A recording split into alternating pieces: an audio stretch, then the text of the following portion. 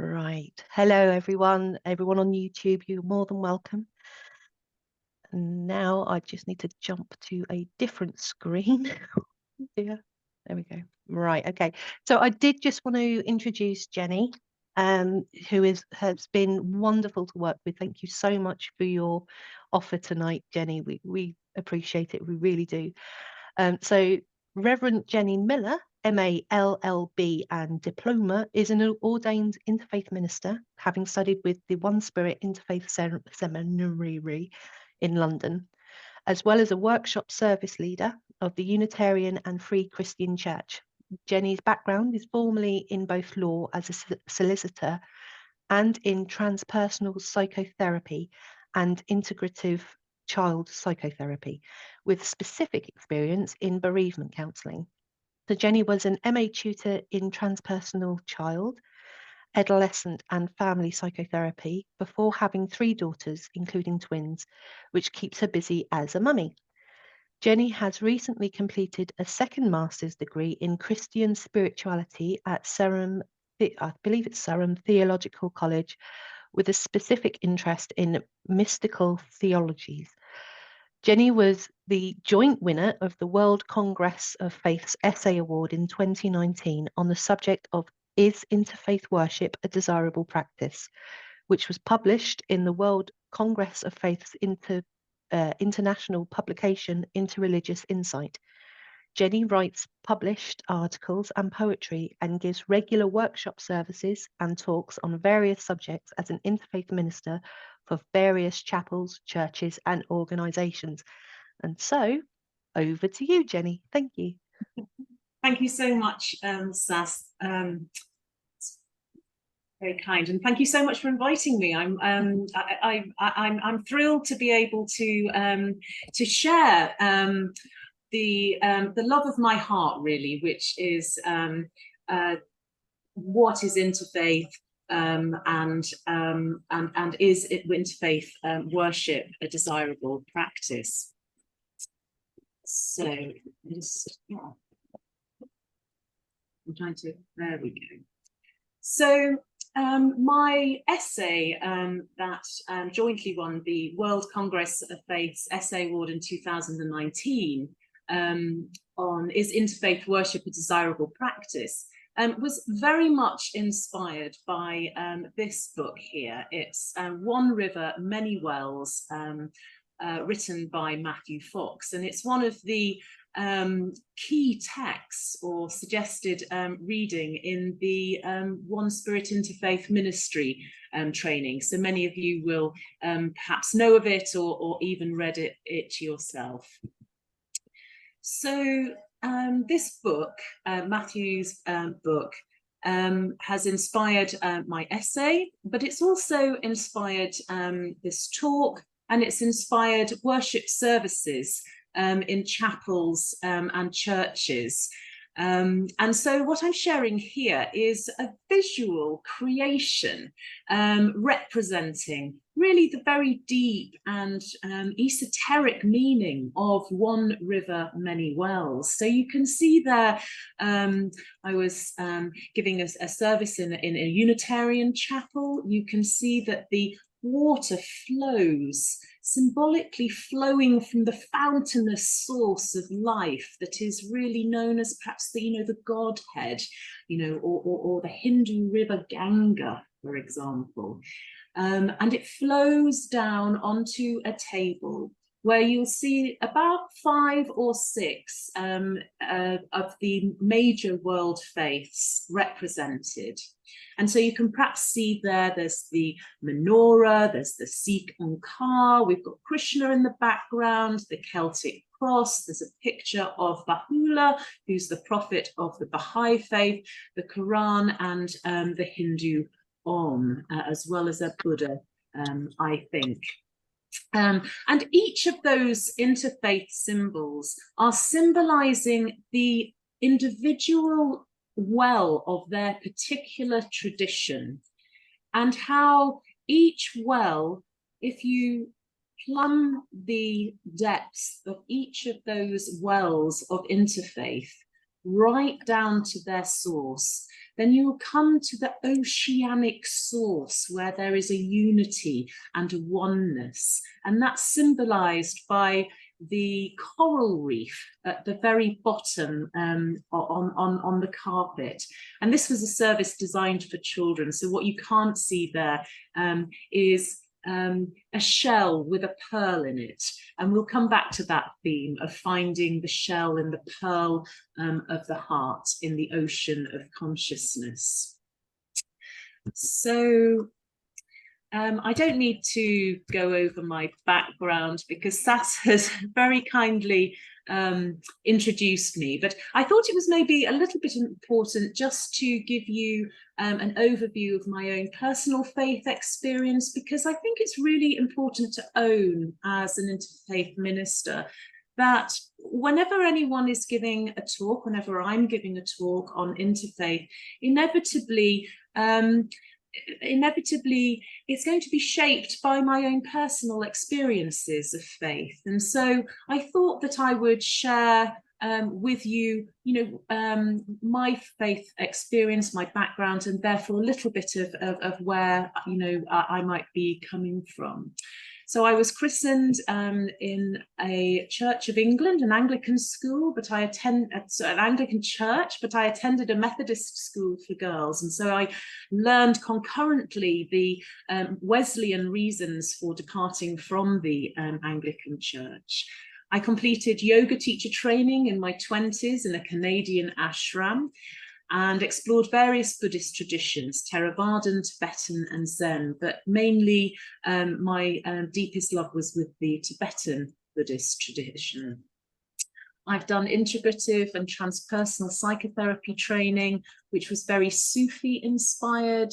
I'm a member of the White Eagle Lodge and write for their publication Stella Polaris, which is very much about the universal ancient wisdom. And again, we'll come back to that theme of the ancient wisdom, the perennial philosophy, the deep ecumenism that is the depth of interfaith. I ordained in 2018. I'm a worship service leader of the Unitarian and Free Christian Church and give services in various chapels. And very, very recently, I ordained also as a Sufi Sharaga for services of universal worship. So I have a very sort of universalist approach to interfaith. Many of us are already interfaith ministers. We don't need to look at this, but the last point is really just to emphasize how pioneering interfaith work is, and just acknowledging that the Interfaith Seminary was established by Rabbi Gelberman in New York after World War II as his calling to help further world peace, and how needed that is with the world today. And I had the very good fortune of meeting and listening to Rabbi Gelberman speak about interfaith when I was training as for my yoga teacher training, and stayed on for a World Faiths Millennium Conference at that time. So I'd like to start where my essay started, with a beautiful poem called God Would Kneel Down by St. Francis of Assisi. I think God might be a little prejudiced. For once he asked me to join him on a walk through this world, and we gazed into every heart on this earth. And I noticed he lingered a little bit longer before any face that was weeping, and before any eyes that were laughing. And sometimes, when we passed a soul in worship, God too would kneel down. I have come to learn God adores his creation. So I think if there is anything that I would love for you to take away, was the idea that I put forward in my essay, that we can't actually pin down, what is interfaith. you know, when that there's no one answer to what is interfaith. And that when I was exploring this and thinking about it for the essay, I came upon the idea that it was really a spectrum of ever deepening ideas. And what we normally come across is the sense that there is a tolerance and understanding between faiths, as if each faith stands in its own, like its own well, its own pillar. And then there is interfaith dialogue, where we come together to listen in a spirit of tolerance and understanding. And this is linguistically also shown by some interfaith organisations that spell interfaith with two words, so that it's, again, it has that sense of different faiths being where there's a dialogue between the faiths. And we can see that also in the annual Interfaith Week and Interfaith Network. However, OneSpirit Interfaith tends to spell interfaith with as a full word, which again perhaps shows that there's something a little bit deeper as a possibility with interfaith. That there's a depth into spirituality, or even a depth into mysticism, you know, at heart or in the very depths of the interfaith encounter. And that is something that we could perhaps express as a theology of an underlying oneness or oneing or unity at the heart of interfaith. And finally, perhaps the kind of deepest idea is something of the universality of all religions as a religion in itself. And this idea was something was coined by, or certainly expressed very much by, Swami Vivekananda, who was a disciple of the Hindu mystic Ramakrishna. But we can also see that idea in the Baha'i faith, which is very much premised on unity, the unity of God and mankind.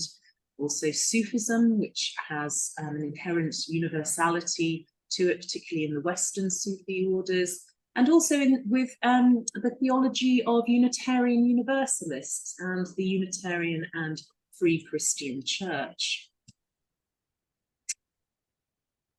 So perhaps before I say something about Meister Eckhart, those three ideas were for you to think about, to see kind of what your own ideas might be about what interfaith means. And they're not, I'm not placing my ideas, but giving a sense of spectrum of ideas that other people have put forward for us to think more deeply about ourselves.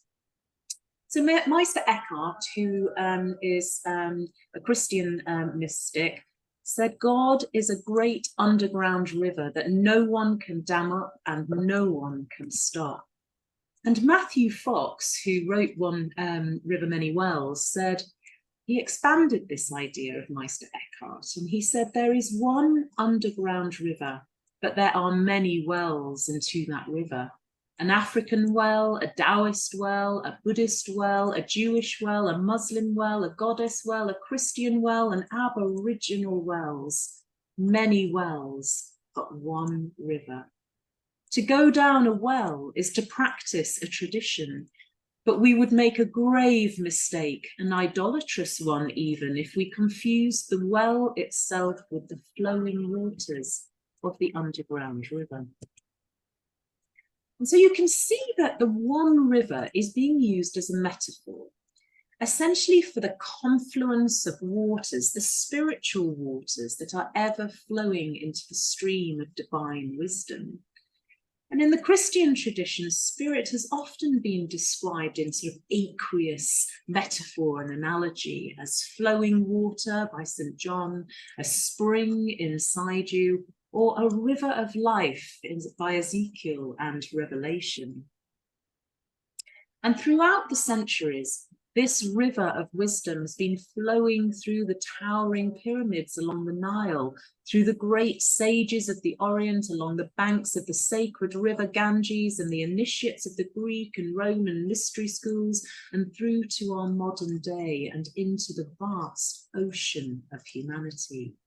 And you can see there just a few words from different traditions for spirit. We have Ruach, Pneuma, Sophia, Prana, and Shakti, and so many more. And so I really liked this this verse from a song by Peter Yarrow, because it's so simple and so expressive and so non-theological. See what you think. I think it's beautiful. He says, "There is only one river, there is only one sea, and it flows through you and it flows through me. There is only one people, we are one and the same. We are all one spirit. We are all one name." So many of you may have heard of the perennial philosophy, which was an early 19th century phrase that pointed to the similar idea of a shared universal truth. And if we think about what philosophy means, it means love of wisdom. And Rabbi Rami Shapiro said a profound statement. He said, perennial wisdom, perennial philosophy, but perennial wisdom isn't unique to any set of specific system of thought or belief, but rather as a set of teachings that are common to all of them. So he's pointing there to the perennial ancient wisdom, the perennial philosophy, where there's a perennial kind of essential wisdom that kind of flows through and into many, if not all, of the major traditions. And Matthew Fox, in his book, he calls the perennial philosophy, or the ancient wisdom, he calls it deep ecumenism. There's all different phrases pointing to the same kind of depth universality. And he says, as a return to the depths of the ecumenical or universal truths in the heart of all wisdom traditions and world faiths. And Richard Rohr, if any of you know Richard Rohr, he's an American Franciscan priest, and he calls the perennial philosophy the ancient wisdom, the deep ecumenism. He calls it big truth, and I rather like that to the point phrase there. If any of you haven't come across Richard Rohr, he's written some incredible books that really start to integrate Jungian psychology, psychological insights into the Christian Franciscan tradition. So Father B. Griffiths, he had another lovely way of talking about the ancient wisdom, the perennial philosophy, the deep ecumenism. And he said, faiths are like fingers on a hand. And we can see, if we look at each finger, almost like a different well of faith. He says that if you travel all the way down each finger, then you will find yourself in the tender soft spot in the palm of the hand. And this was his very simple way of describing the unity that is in the depth heart of all traditions. So Father B. Griffiths, he was a really interesting character. He was a Benedictine monk initially, and he famously left England for India in search of the other half of his soul. And in India, he established an ashram and became a Hindu sannyasin called Swami Dayananda, which means the bliss of compassion. And he's written some beautiful, beautiful books also about the depth unity at the heart of all religions, and particularly unites the theologies of Hinduism Buddhism and Christianity. And so he says, what is required is a meeting of the different religious traditions at the deepest level of God. Hinduism is based on a deep mystical experience, and everywhere seeks not simply to know about God, but to know God. That is, to experience the reality of God in the depths of the soul. So different religious traditions speak of divine unity with different language and in different ways. We can see that in different parts of the world, we'll have different languages. We'll have therefore different concepts and words to describe divine unity. There will be a use of different kinds of imagery. And of course, they'll be established within different cultures. And those cultures will carry with them ancient cultural mythologies. So there'll be very different expressions and ways of describing this kind of depth, deep ecumenism that Matthew Fox is speaking about. So now we're just going to skip through a few, as many as we can, of the different traditions to see where in each of these traditions do the traditions talk about a depth kind of underlying unity. So here we have Hinduism, and this is the mantra Om, and this symbolically holds the idea of unity at the depth of the human being. The part that looks like a 3, I remember from my yoga teacher training, was the kind of the waking state of the human being, and the bit that kind of looks a bit like an O that kind of, comes off was representative more of the sort of dream state or the soul state, that deeper level of consciousness that our psyches sink into. And right at the top is a point.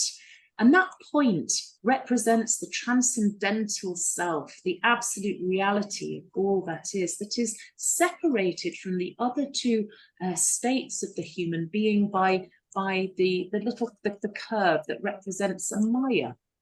So here we have a profound symbol that symbolizes all the different ever deepening depths of the self of the human being, that is ultimately one with divine reality, that transcendental reality of the dot at the top of the Om. So yoga, Hindu Advaita Vedanta philosophy is monotheistic, and it's important to just emphasize that, because Hinduism and therefore Advaita Vedanta is often mistaken to be polytheistic. But without going into that in too much detail, all of the gods and goddesses really represent different qualities or attributes or aspects of divine nature and divine reality. So in Hinduism and Advaita Vedanta, yoga means to yoke or unite in the one source of life, which is called Ekam Sat in the Rig Veda, or Brahman in Indian Sanskrit. And Brahman is the one transcendent being who is at the same time the indweller of all beings. And so there's a lovely phrase called the Brahman Atman, which really means God in the soul, or the soul in God, the divine spark of God, or the divine light in the soul. And in Hinduism, it's meditation that's seen as the royal road, the Raja Yoga, to connecting with God in the stillness of our soul's being, which is one with God, the Brahman Atman.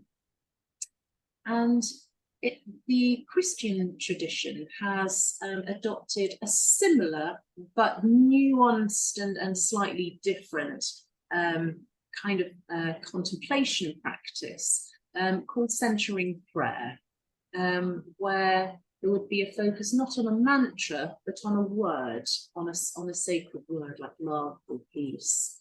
And if anyone's interested in that, you can have a look at the work of John Main, Thomas Keating, and Cynthia Bourgeois.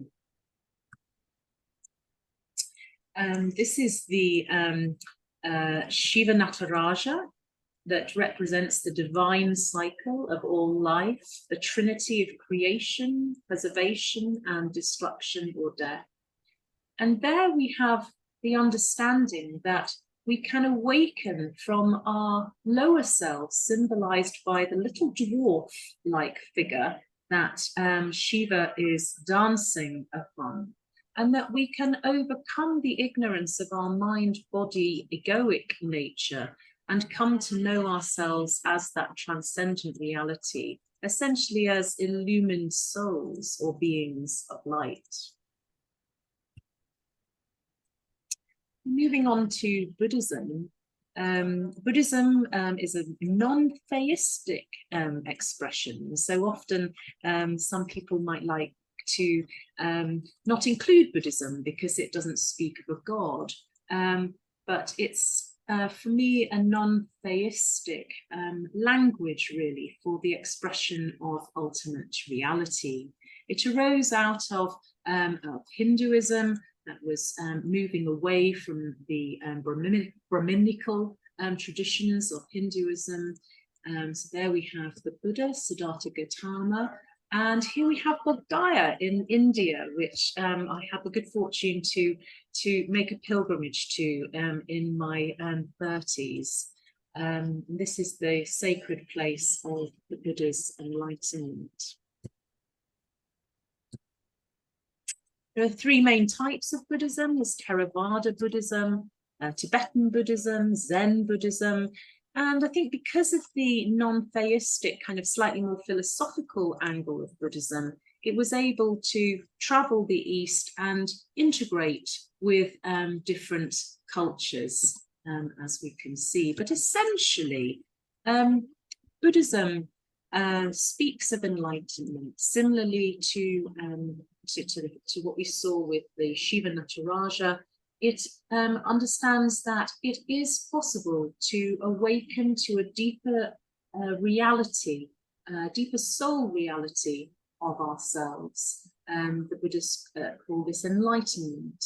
And the Heart Sutra expresses unity in a very profound way. It says, the form is emptiness, and emptiness is form. Form is not other than emptiness, and emptiness is not other than form. And so that's really expressing that ultimately transcendent reality and manifest reality are really two sides of one coin, if you like, one whole integrated unity that is seen by the Buddha's enlightenment.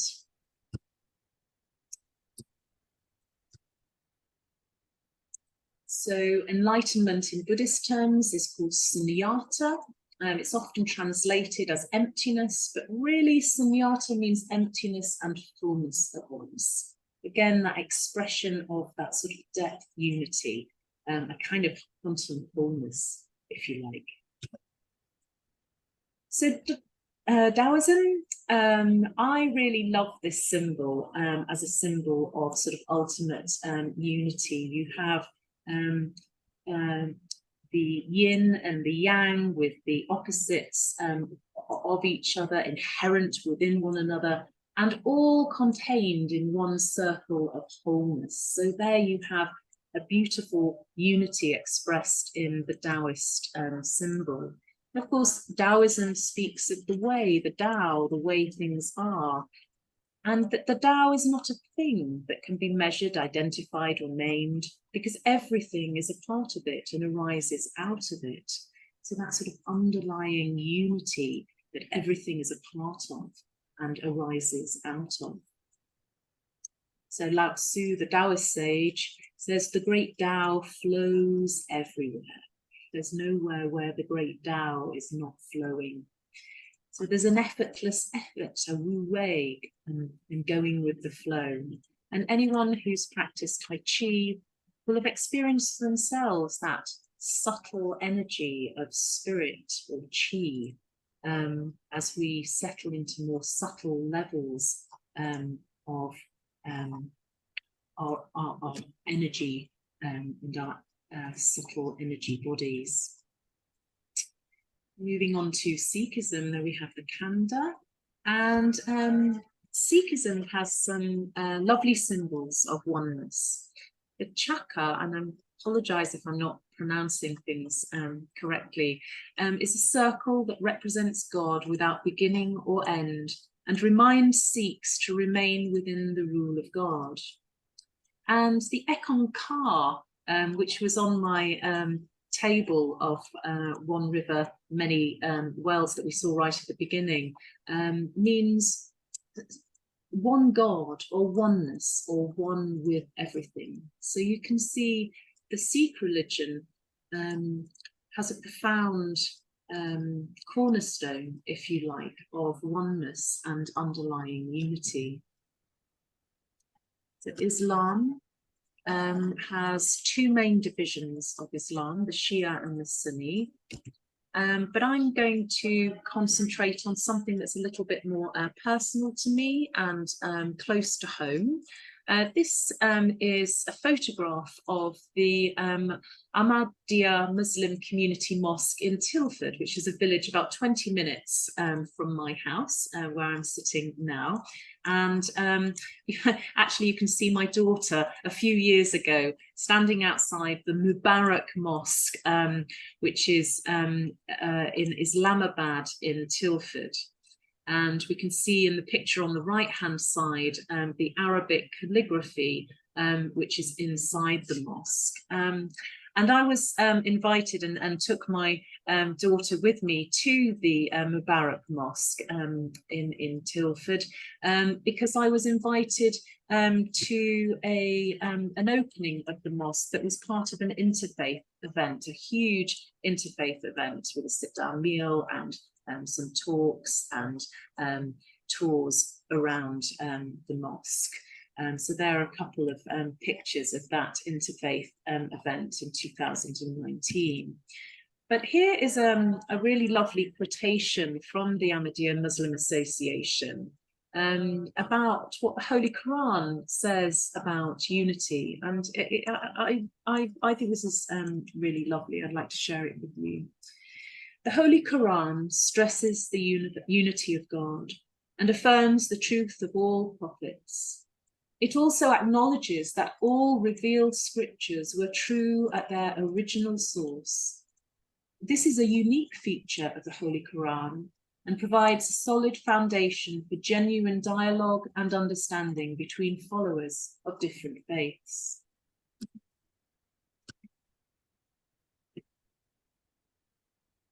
So I was going to say this poem, which is a lovely Sufi poem by the Sufi mystic Rumi.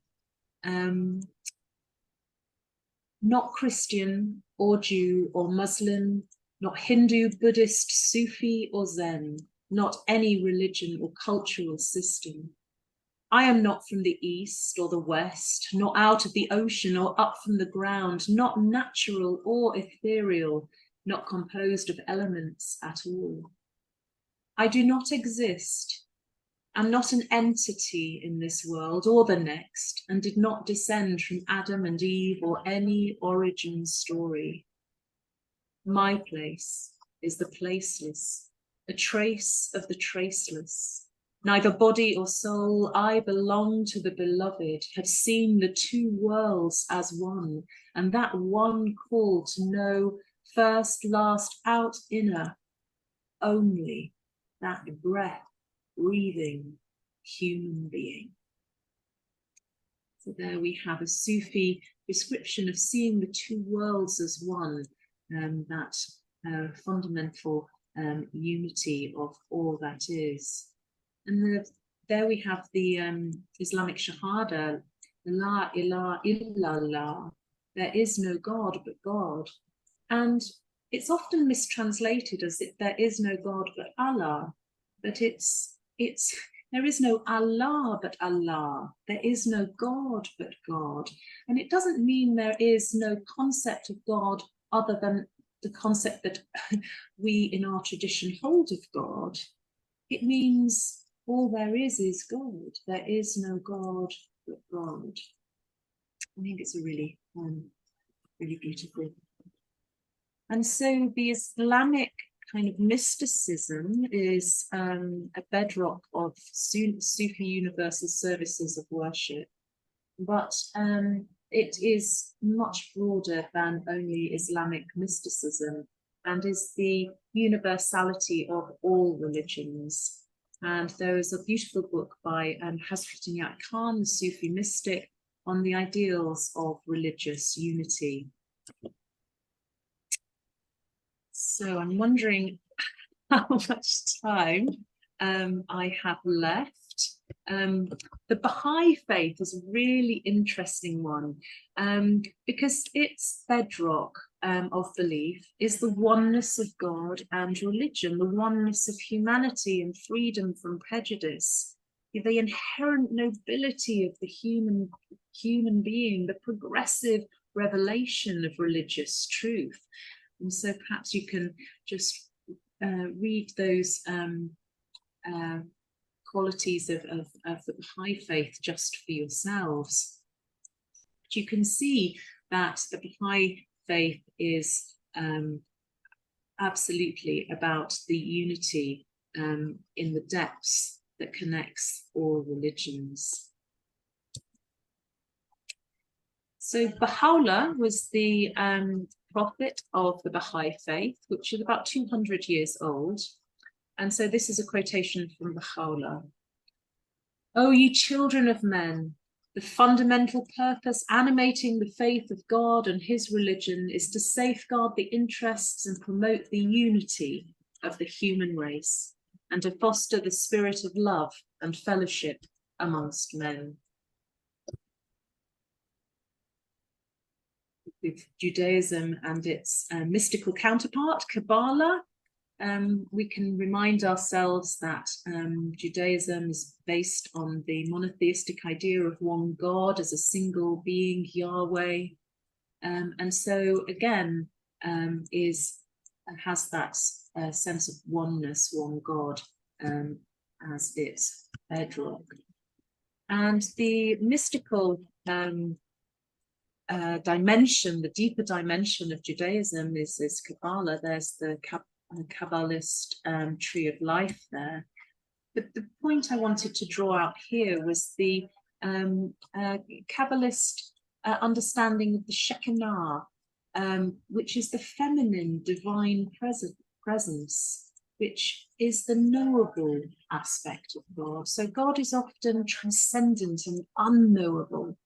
But in Kabbalist understanding, there's a feminine divine presence, the Shekinah, the knowable aspect of God, the intimate immanence of God's presence with us as spirit. And coming on to Christianity. Christianity in its traditional form, and there are so many denominations of Christianity, speaks of unity in the form of a trinity. So the concept of a trinity is used both in Hinduism and in Christianity in slightly different nuanced ways.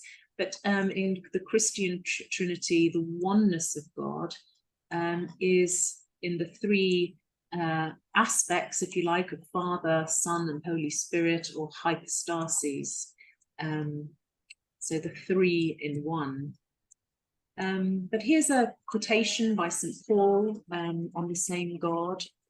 St. Paul says in 1 Corinthians, "Now there are varieties of gifts, but the same Spirit. And there are varieties of service, but the same Lord. And there are varieties of activities, but it is the same God who empowers them all in everyone." We have St. Paul in biblical scriptural terms. We can go a little bit deeper into Christian mysticism, and Teilhard de Chardin really points to this deeper unity that connects us. He says, there exists in all beings a common centre through which they meet together at a deeper level. And we may well call this centre equally well the point upon which they converge, or the ambience in which they float. And Richard Rohr says, this bond of unity constitutes the axis of all individual and collective life. It is in virtue of the access that we see Christ has not only a mystical, but a cosmic body. And this cosmic body is to be found in all things, the mystical milieu. Whoever can enter into that milieu is conscious of having made their way to the very heart of everything, of having found what is most enduring in it. And that's from a wonderful book called The Universal Christ by Richard Rohr. So I'm not going to go into all of these. Zoroastrianism is another interesting one. They believed in one God, Ahura Mazda, which was revealed by the prophet Zoroaster. And God's light and wisdom is represented by fire. So now we're going to come to some of the kind of objections to interfaith ecumenism. And it raises some really interesting questions for us as interfaith ministers. You know, are interfaith ministers trying to fuse all faiths together? Is that a perception of interfaith ministers? And here are a couple of objections. Chris Lawson says, much damage has been done in the name of unity, where the eternal destiny of precious souls is at stake. And Marcus Braybrook says, there is no real unity with such differing concepts of unity. And that's from actually a very wonderful book called Praying Together, Possibilities and Difficulties of Interfaith Worship. So these are questions that I raise for you to think about yourselves, about what your own view is about all of these things. So I'm going to raise Thich Nhat Hanh, the wonderful Theravadan Buddhist, because he said a wonderful thing when he attended an interfaith conference. And he said that the speaker got up to speak and introduced the conference and said, we're going to hear about the beauties of different traditions, but this does not mean that we are going to make fruit salad. And so Thich Nhat Hanh said, fruit salad can be delicious. So I agree with Thich Nhat Hanh. I agree. I think fruit salad can be delicious. And I think it's even more delicious, actually, when blended into a healthy fruit smoothie. But that's my orientation as very much from the universalist perspective. The main argument against interfaith that I think all interfaith ministers need to be aware exists is called syncretism. And really what that means is there's an objection to interfaith as being a sort of bland blending or homogenization of faiths, if you will. And so it's it can get quite intellectual, that argument, but I have chosen one quotation for you from Father Bede Griffiths, who I think just summarizes it so well. I think he says it the best. He says, we have, of course, to guard against syncretism of any kind, but this only means that we have to learn to discriminate within each tradition between that which belongs to the universal religious tradition of mankind and that which belongs to its own limited and particular point of view. And so when we're talking about wells of faith, each well is different, but the life-giving water that is brought out from each well out of the depth experience of each well in each bucket is pure water, pure spirit from the wellspring of divine being. And so how do we experience spirit? How do we experience this wellspring of divine being? And really the answer is going beyond intellectual conceptualizations of God, by experiencing spirit or divine source directly for ourselves, so that we have an experiential knowing in our own hearts of that which is truly beyond words and concepts. And so some useful places to go to deepen in experiential ways is Buddhist meditation and mindfulness, Christian prayer, contemplation and centering prayer, Sufi dancing or zikr, Hindu devotional kirtan, japa, yoga and meditation, or just perhaps some of us like to go for a walk in the forest and experience a oneness with nature. I like the analogy of deep sea diving. When we go into meditation and we deepen into our souls. And so in my essay, I used the analogy of deep sea diving to say that interfaith is like learning the theory of scuba diving, knowing the amount of oxygen required to dive to certain depths, and how to avoid the dangers of nitrogen narcosis.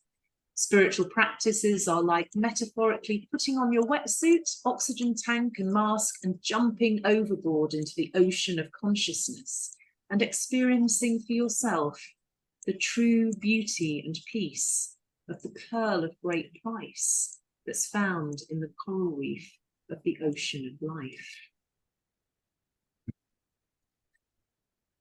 And so Pir Hazrat Inayat Khan had a beautiful poem. He says, I looked for thee on the earth. I looked for thee in the heavens, my beloved. And at last I have found thee, hidden as a pearl in the shell of my heart.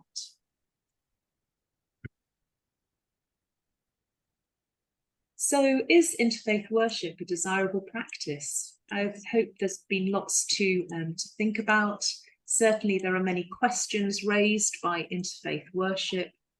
And some of these are we worshipping the same God, gods and idolatry? Is that a perception that others have of us? And how do we respond to that? Is it an idealized image of the meeting between religions? Is interfaith worship threatening to those whose faith makes a claim to exclusive or unique knowledge of the truth? Is there no real unity with so many different conceptualizations of divinity? Is it syncretism or an ecumenical heresy? Is unity contrary to or compromises the beliefs of some faiths? And does interfaith worship imply disloyalty for some people?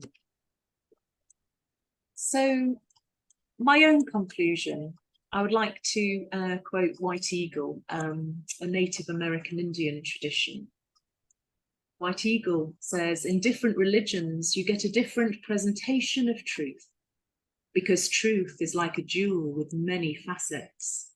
There are many paths to God, and someday, when people of various faiths arrive at their goal, they will be amazed to find all their friends there also.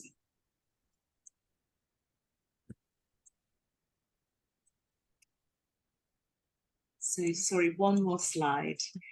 There's an interfaith bridge over the flowing waters of the underground river.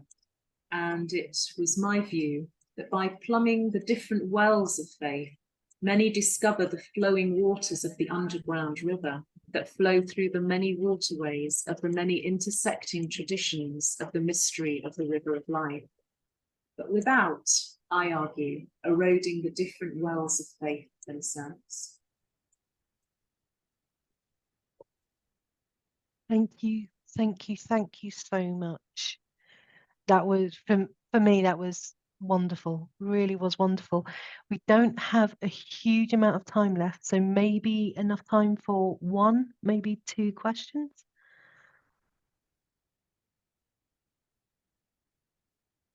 Are we good?